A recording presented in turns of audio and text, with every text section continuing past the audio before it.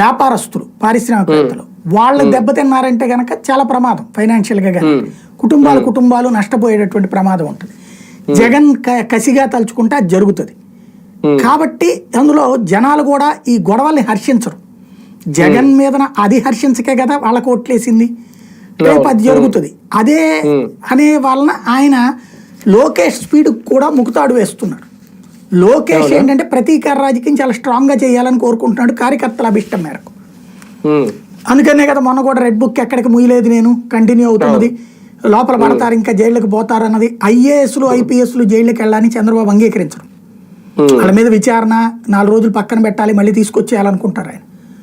కానీ ఇక్కడ ఏం జరుగుతుంది, బాబు అట్లాగా పెడతంటే అంటే ఎందుకంటే ఐఏఎస్ ఐపీఎస్ అనేవాడు రాజకీయ అఫిలియేషన్ ఏమి ఉండదు, ఎవడు పవర్లో ఉంటే వాడికి అనుకూలంగా పనిచేస్తారనేది ఆయనకి తెలుసు. ఎందుకంటే సుదీర్ఘకాలం పాటు కాంగ్రెస్ అధికారంలో ఉన్న తర్వాత ఈయన వచ్చాడు, ఎన్టీఆర్ గారు వచ్చారు. మరి ఎన్టీఆర్ గారికి పనిచేశారు వాళ్ళు. మళ్ళీ ఎన్టీఆర్ గారికి వీర విధేయులుగా పనిచేసినటువంటి వాళ్ళు కాంగ్రెస్ టైంలో ఇబ్బంది పడ్డారు. అందుకని ఆ తర్వాత వచ్చిన చంద్రబాబు వాళ్ళని ఏమి ఇబ్బంది పెట్టాల, చక్కగా వాళ్ళనే వాడుకున్నారు.